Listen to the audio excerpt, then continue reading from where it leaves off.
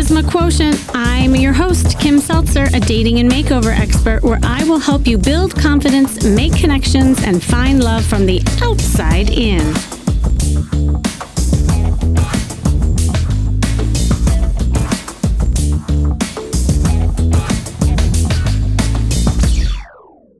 Do you know what intentional dating is?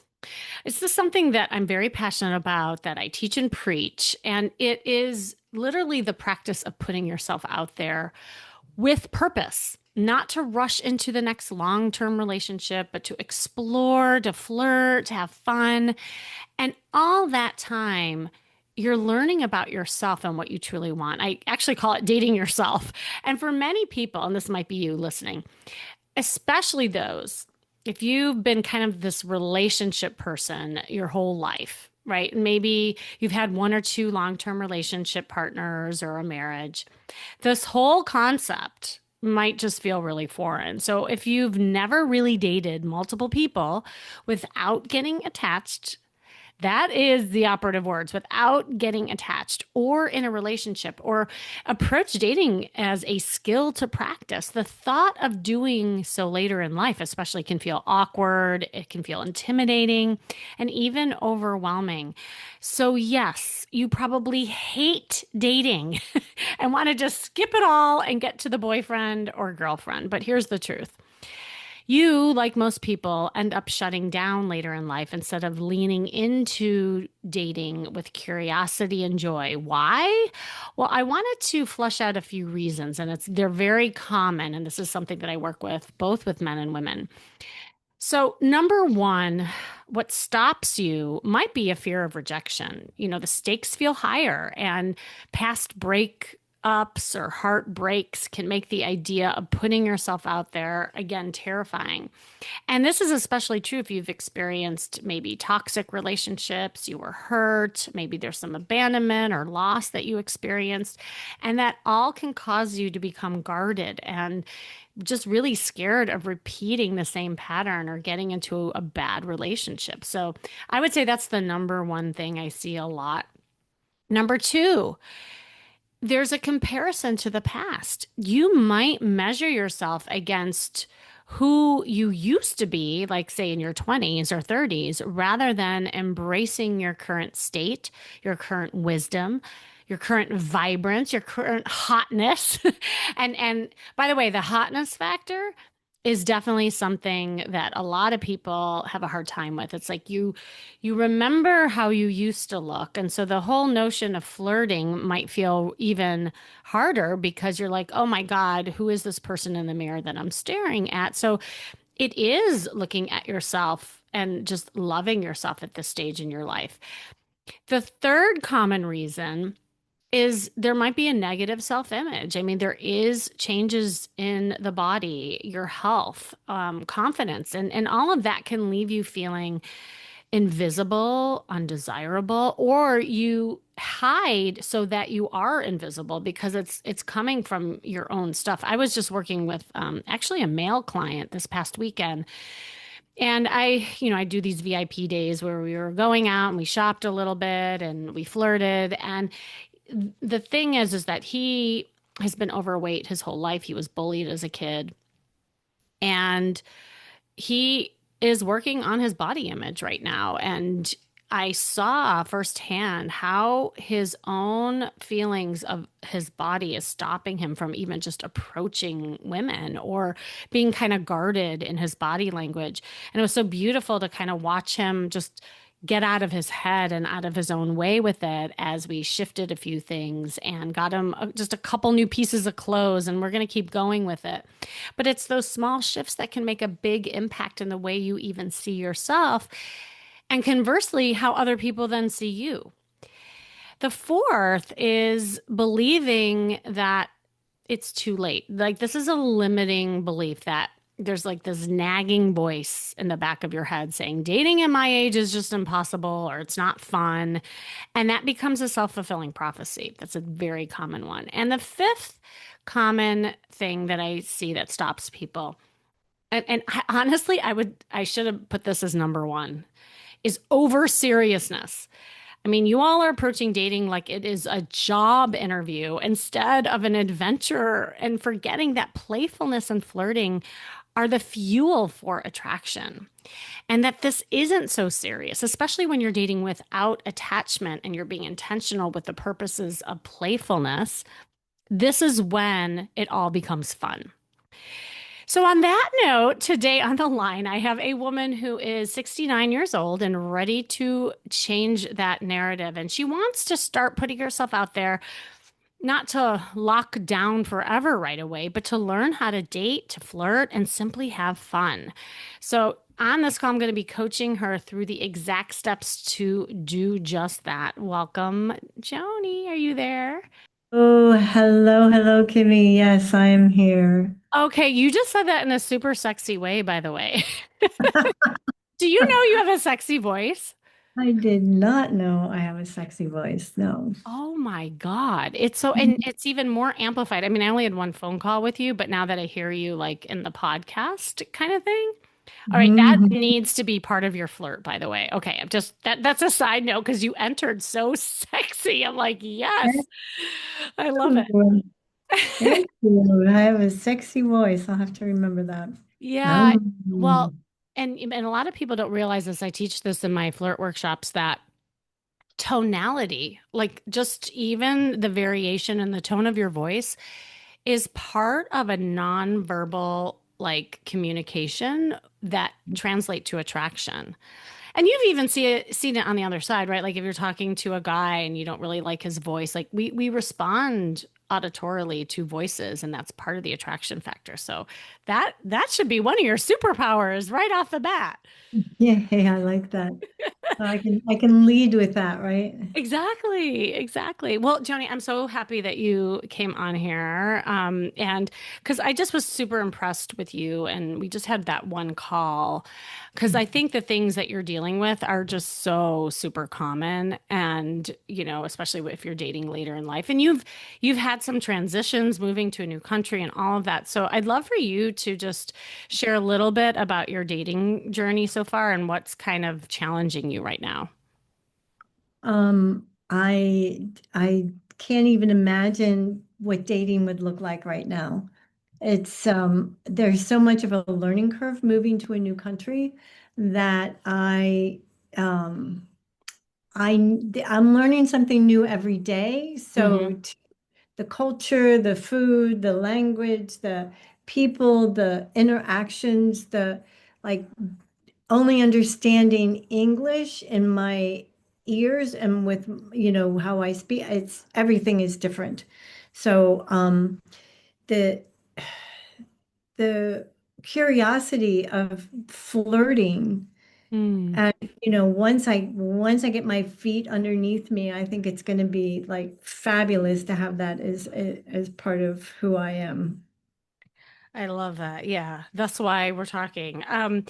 So besides moving to a new country, like just kind of rewinding a little bit, because obviously people don't know you, what has been your dating journey up until the move? Like what's been kind of happening in your love life, and then also the challenges that you've been having? I've been mostly on a very deep healing journey. I did not take a partner for 10 years. Hmm. And then I was in relationship for 6 years. And that ended in 2023. And I moved in 2024. So it's been that kind of a journey where it's my community were all my partners.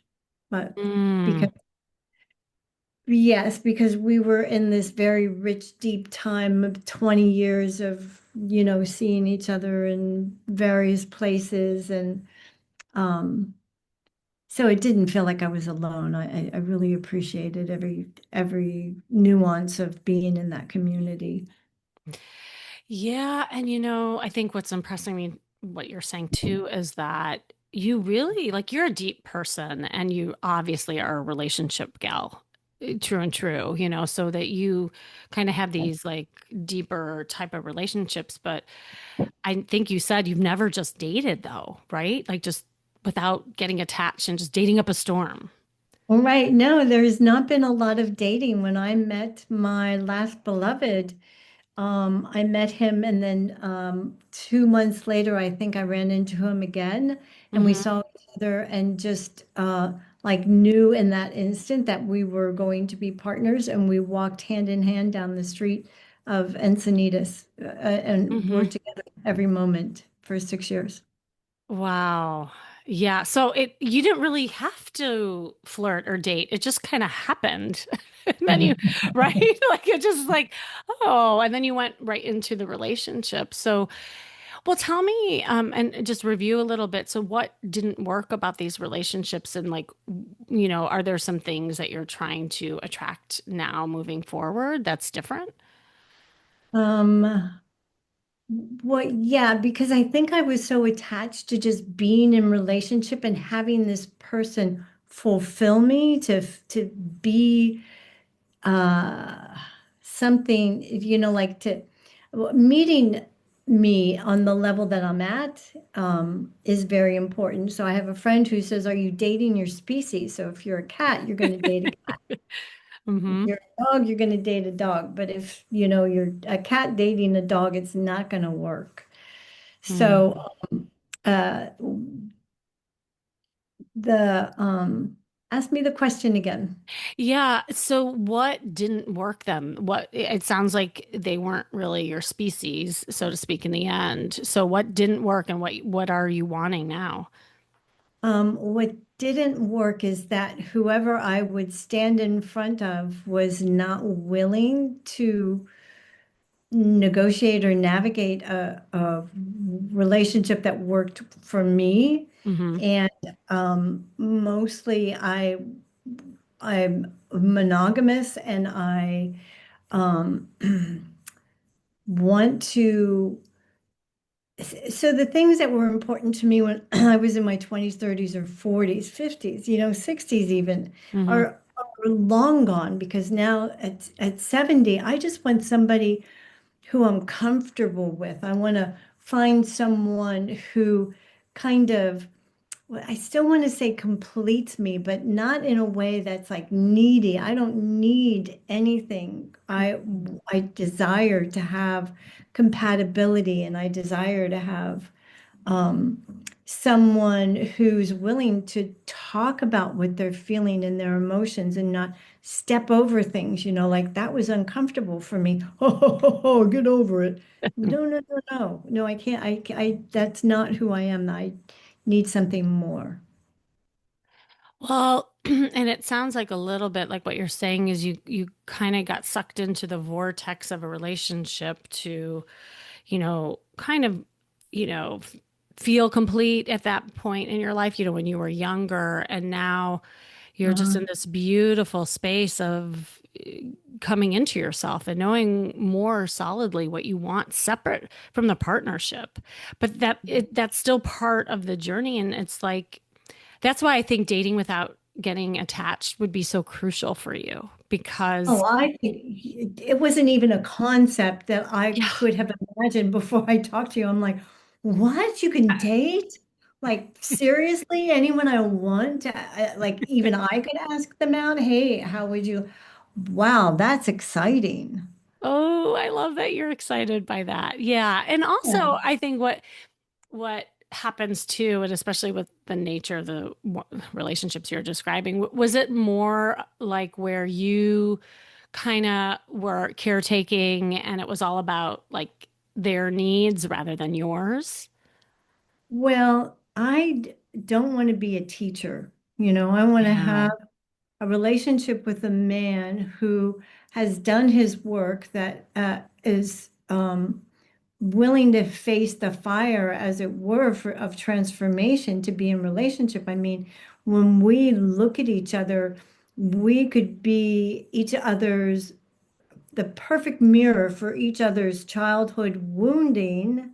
Mm. And if you haven't done the work around that, then you're like you're going to constantly be frustrated. So I think that our job these days is to take a look at how, if in a certain situation, are we responding or are we reacting? If we're reacting, then that's coming from another time zone. It's not coming from this person who's standing with you who happened to say something that reminded you of your dad, Mm, that that's going to be triggering, but whose is it? Whose stuff is it? Is it yours or is it theirs?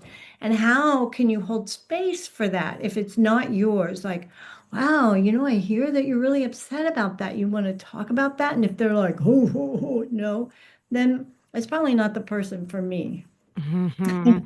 You know? Yeah, good. I know, and I love that you're saying that because I was going to ask you, and we talked about this a little. Obviously, like we can't change the guys, and you're going to find these guys who haven't done work on themselves. Like they're all over the place because Yeah. all you have control over is you. To your Correct. point, what are some things that you've worked on that will help you kind of demand more for yourself? Like, has there been some connection with the things that you dealt with growing up that you realize? Um, was so when I realized that all of my trauma, all my pain seemed Mm-hmm. to come from the things that happened in my childhood that my mother or father did or said.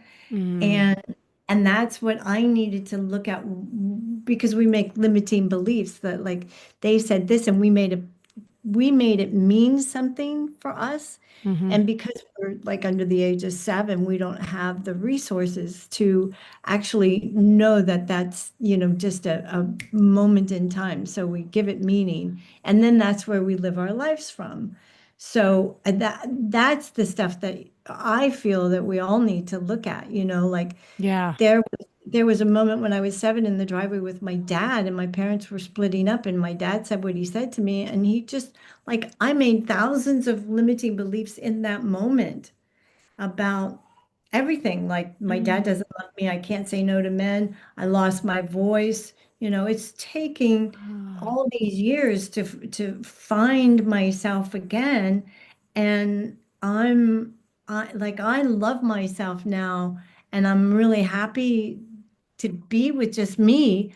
But it would be brilliant if I could share this goodness with somebody else. Oh my God, yes. Okay, bingo. I'm really glad you got to that because I was wondering where this was all coming from. Because I mean, it just sounds like you're amazing. And for some reason, it's like you're stopping you. But I think there's always going to be those gremlins from voices of the past that have dimmed your light, right? Or have shut down your voice. And honestly, that's where I feel where you're at right now, Joni, is to really shine. Like be that shiny object that everybody can adore and maybe can't touch yet. That where you're just being heard and you just see who listens. And I think that's like the first goal, even, before you even think about the formal word dating. It's just getting used to being seen and being heard. Oh my gosh. That is the crux right there. Getting used to being seen and heard is so big. And that what I started this class last night, and that's exactly what everyone, there were like 8 people in the group, and they're from all over the world. And that's what they're like, no, no, no, no, no, no, no, no, no, no. I don't want to be, no, I can't be seen. No, I'm not going to go on screen. No, I'm not going to, don't Mm, see me, but don't see me. mhm. Into me see is scary for everyone. Yes, yes. And now knowing where it comes from, and you're so right. We all become like the little girl, the little boy when our confidence is low. So fast forward where you're sitting now, when it comes to like, say, putting yourself out there to flirt with men, the little girl Joni might be, kind of like the gremlin in your head saying, oh, I can't be heard, I can't be seen. And it's subconscious. But Right. also there's fear with that too, because history has it was shut down or it was about the other person, not about you. So I feel like and as you're kind of thinking about it, what are some ways that you have been kind of hiding or shutting down when it comes to men? Well, just that very thing. I will talk myself into staying home. Ah, I will eat too much, I will, so I don't feel well. If you don't eat right, you don't feel well. So I would do that and just say, okay, well, no, I have to stay home. But I just, I think on some levels, I might ignore my own best counsel, like, oh, you should yeah. go. No, you don't know. It's like this internal dialogue. No, I'm not. No, yeah, I'm not. So it's a back and forth. And I appreciate what you said about the confidence in the little girl because I I can so I can almost close my eyes and see me as a young child being happy and smiling and laughing. And so when you say go out there and shine, I'm like, well, then that's what I have to do. I just have to have my confidence as an older woman and have my little girl come out to play. Come on, let's go have fun. Forget all this nonsense about the world. Let's just be here having fun. I love that. Let's go with that for a second. Okay. So, little girl Joni, like when you see her, that playful girl, like what was she wearing? What's her body language? Like paint me a picture. What does she look Uh, like? So she's got long hair, it's curly hair. She's a little shy, but she's carefree. She will have her patent leather shoes on with little white socks that roll down, some, shorts and a little cotton dress. and and she's with her sister. My sister and I loved to be together when we were younger, Mm. and we're just holding hands and skipping and laughing and playing in the grass. It was fabulous. Like that. Is I even hear like as you're describing her, I even hear the joy in your voice. Like it's almost like you're smiling as you're saying it. You Oh know, yeah. I can't see you, but I hear the joy. And when you were that carefree girl skipping around wearing her patent shoes with the long curly hair, would you talk to boys on the playground? Like, would you talk to other kids? Were you social? I think I've always been social, for Oh. sure. I used to get in trouble for wanting to hold hands with everyone, like, well, come on, let's go play. And my teachers would, reprimand me for being that tactile. I've always been tactile. Like, no Ah. wonder I became a massage therapist, right? Yeah. Oh my gosh. So even teachers kind of shut you down for just being Right. you. Yeah, yeah, yeah. Hmm. And And go ahead. Go ahead. I don't know. I've taken the dive into all of these things that happened to me, these things that, my father saying, why can't you be more like your cousin Marianne? And, that goes back to not wanting to be seen because I couldn't even be seen by my father, and then I tried to shapeshift to be someone else, which, I, it's a time warp right now for me to be touching stones on all these incidents that happened that brought me to where I am today. Mm-hmm. Mm-hmm. Yeah, and just to have unraveled so much of that so that it's just a story and not, I don't give it any meaning, although I unravel it in a way that like, oh, okay, obviously that makes sense why this happens or why I respond this way or react this way because of what I heard and what I gave meaning to, right? And power too. And power to, yes. More importantly, yes. And, I always say, I mean, our past is connected to the future and the choices we make and the patterns that get created. And if the pattern had been created way, way back when you were told, don't, you're not enough, or don't do this, or don't, don't touch, or, whatever it was, Mhm. then you learned to attract people who will continue to dim the light, right? Or shut you down because it's the subconscious way of the brain trying to make sense and change that story. But Mhm. the only way you can change the story is to go back to the beginning of the script. And that's where I want to start with you. And that's why the visualization is so important, is because Joni, that little girl is in there. Like you're still her. Mhm. And she wants to come out and play. Like, she's just scared. That's all it is. Like you have it. The second question is, when she got older, was she flirty with boys as you started getting into boys, or were you not allowed to do that? Oh, then I went to Catholic school. Oh, Catholic geez. You don't have to say anymore. No, I'm just girl. kidding. Yeah. Yeah. Ah, So that was kind of difficult. And yeah, I mean, I don't make any of my history or past wrong anymore. It just is like a stepping stone to see more clearly what yeah. my own patterns are, and Yeah. why I am the way I am. And not to make it wrong, no one's wrong. It just is something that happened. And it's for me, I kind of think it's karma, right, Kimmy?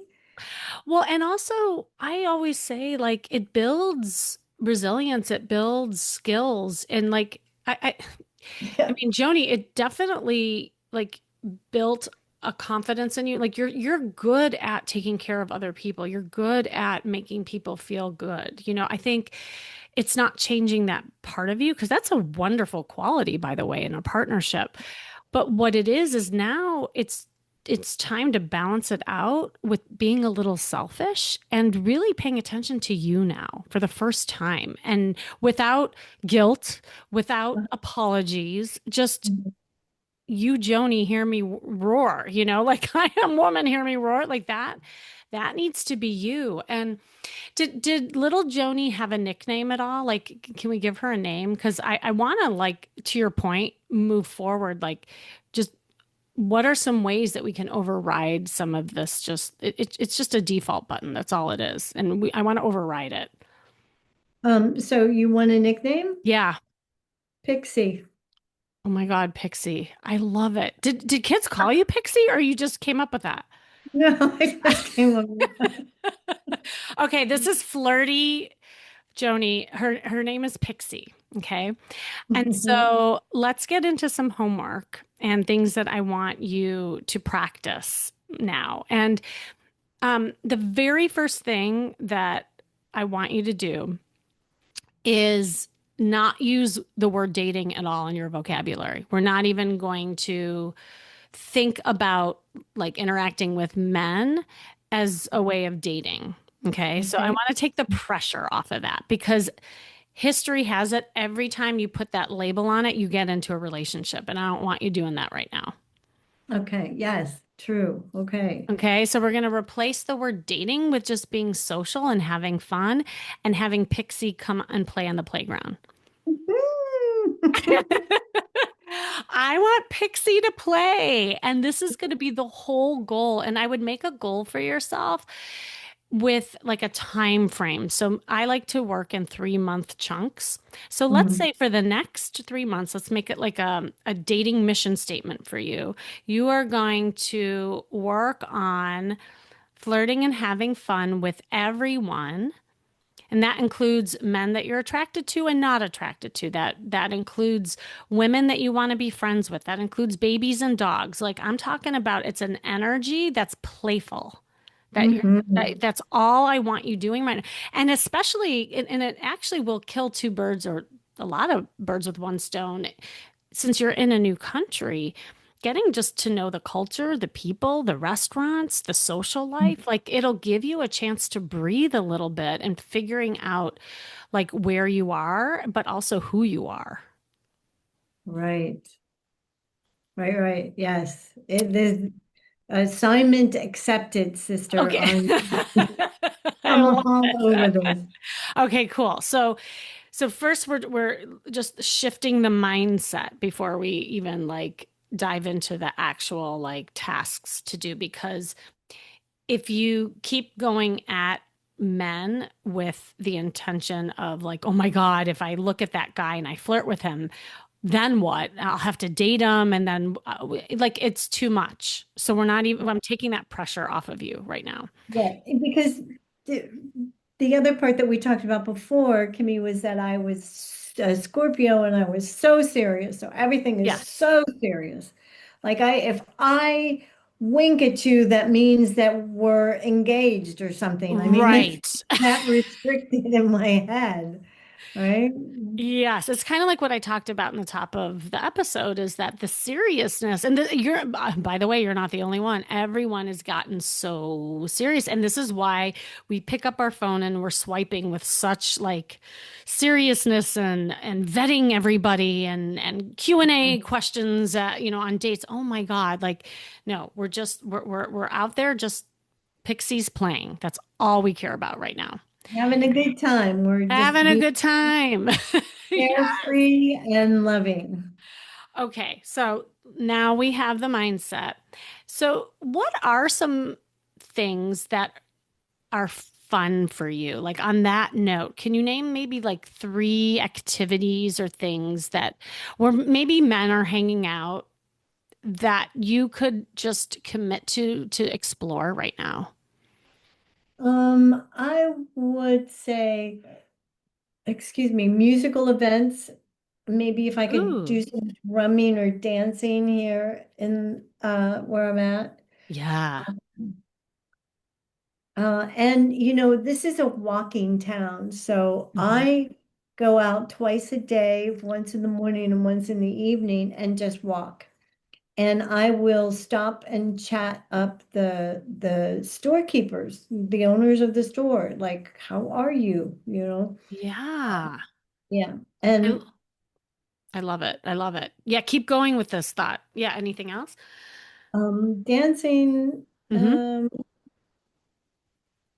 I love it. uh, Like in the dancing thing, like you could go to structured dance classes. What I love about classes is that you see the same people over and over again and you can build some friendship possibly with yeah, and or venues that just have dancing right at night. I mean, I imagine in Portugal there's fun places where is there like live music and it's just like yeah, anything you can do like being in your body and if you enjoy dancing like I love it like at all my retreats I always have a dancer come in and dance with my people because it helps you get out of that like cerebral space so I love that idea for you. yes, that's definitely the best way for me to get out of my head and into my heart is to dance. Okay, good. And you may come up with, I mean, this could be part of your homework, maybe a couple other ideas, but I would say at least once a week. I want you going to the social gym. And what I mean by that is taking one Mhm. of these venues, going someplace where your goal is to literally just be playful and talk to people. Awesome. It's just yeah, and that's it. Okay? So that's the second thing. Now let's talk about the way you're presenting yourself because you mentioned the long curly hair and the patent shoes and the dress. I had this vision.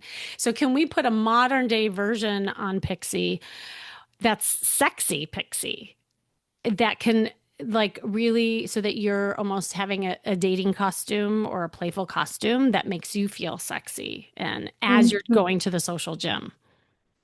So right now it's still very warm here. So Mm-hmm. I would put myself in a great pair of shoes because it's very difficult to walk on cobblestones. Oh, for sure. Yeah. And I would have a kind of short, but not too short, like to the knee, twirly skirt dress, like a dress Mm-hmm. that that knee length and that tw you can twirl in it and just be playful. And a hat. I love it. Oh my God, I can totally envision that. Yeah, and almost treat it as like a costume that you're being very intentional with before you go to any kind of social event, and you can have a couple costumes, that Oh, I would have ready for you. Because obviously, like if you're going out in the night, it might be a different outfit than if you're doing a daytime mhm. playfulness.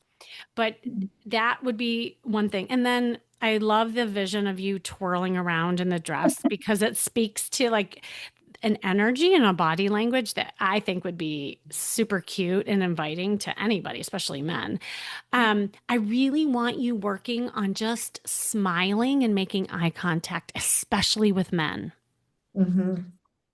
Okay, so when you're in your outfit and you're going to all these places, even just when you're doing errands or you're going to the shop in the morning, like wherever you are, pick a guy and just smile and make eye contact. That's it. You don't even have to talk to him. Just get used to that. Mhm. Mhm. Great. So no need to talk to them. Just make that eye contact. So that and Kimmy, I know maybe we might not have time for this, but there's also like safety that Uh-huh. I'm like, I want to be flirty and but I don't know this culture. Yeah, and that's a reality. Like I appreciate that. But I also want you to trust yourself Hmm. Hmm. and know that you have a good head on your shoulders, you make good decisions, and that you would never move on with somebody who would make you feel unsafe, especially Oh, like no. obviously, I mean, Joni, you're not going to do that in a dark alley. You're not going to smile, make eye contact, right? You know what I mean? I mean, I would do it in a place like a public place that just would be a natural thing where you're just smiling and saying hi. Because I recognize that feeling of safety. And for you listening, any woman feels that, but you have that added layer of being in a foreign country. The only way you're gonna get over some of that fear is to just make a little bit of a dent and just see how it feels. And that's why I'm saying don't worry about talking to any guy. Now, that might be an invitation for a guy to come up to you, and in that culture it might be a little more bolder, and you might have a guy come up and say, "Well, hi." After they see you.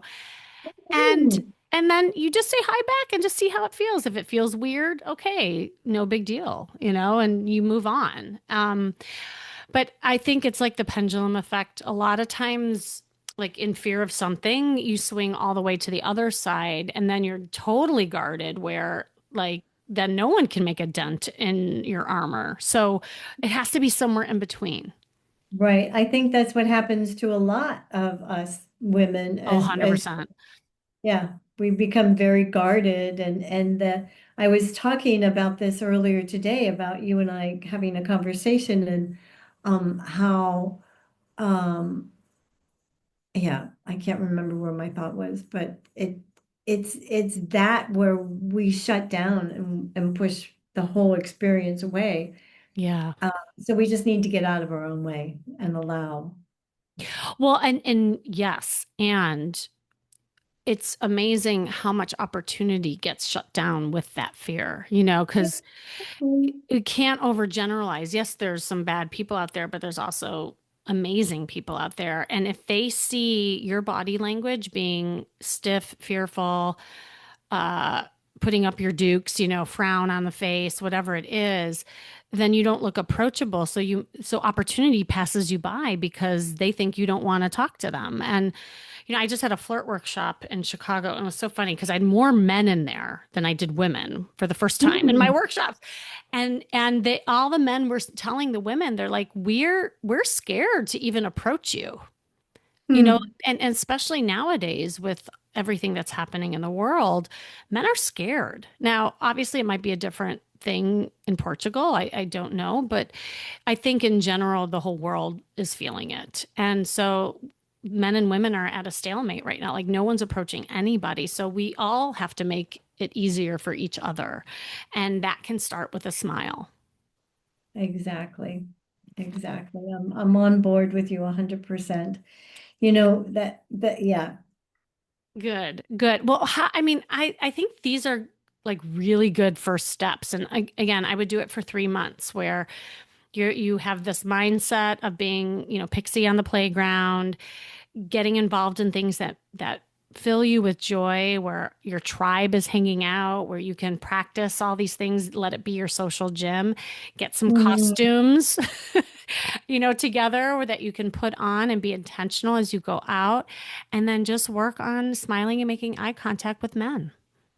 woohoo! How does that Watch, sound? And how does watch that out, world. feel? I got a little bit of Kimmy on me, and I could be dangerous. We're putting some pixie dust on Pixie and making her flirty. Well, and oh my God, and I forgot the most important thing, and that's how we started this podcast, is you must use that sexy voice of yours. You Oh, have got to, so when you have the courage after the eye contact and saying hi, or eye contact and smiling, if you can just say hi with that sexy voice, it's going to go a long way. You don't have to worry about what to say. Seriously, this is a superpower of yours. oh, thank you. Thank you. I will begin to use it even more intentionally. Good, good. Well, I don't know if you want to leave with any kind of parting words and how you're feeling overall. I'm feeling very hopeful. I'm feeling like I'm doing a dance with me and my little one and the one that's not confident, and asking them to take a back seat so that I can, navigate through this arena that you've set up for me in a conscious and creative way. Oh, I love that, Joni. And as you're doing it, you'll see that different kind of men are going to come into your field force. Once Yes, please. you seriously, ones that will give back to you, because this whole idea of being selfish and working on you, it's also about receiving, because you've been giving, giving, giving and dimming, like shape shifting, like you said. It's your time to lean back a little more and see what the guys can do for you and show up for you. That will be part of your next journey. But just starting with you and getting comfortable with you in this kind of playground, I think is a great start. Yes, yes. Thank you so very much for setting it up for me and having it be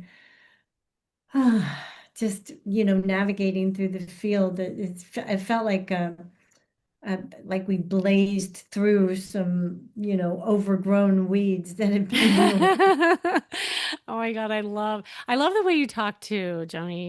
You're amazing. And thank you for coming on and sharing this journey. I know you've helped a lot of people today. Excellent. Thank you. Kimmy, take good. And thank you for joining me today, you listening. This has been the Charisma Quotient. I'm your host, of course, Kimmy Seltzer. And remember, you can build confidence, make connections, and find love from the outside in. And as you just heard, intentional dating isn't about pressure. It's not about perfection or locking down the forever. It's about giving yourself permission to explore, to practice, to flirt, and to have fun while discovering what lights you up. And no matter your age, your past experiences, it is never, hear me out, it is never too late to open the door to connection and joy. So if you've been holding yourself back, I invite you to take one small step today, just like Joni is doing. Like say yes to coffee, to an invite of somebody. Strike up a playful conversation. Put on an outfit that makes you feel amazing.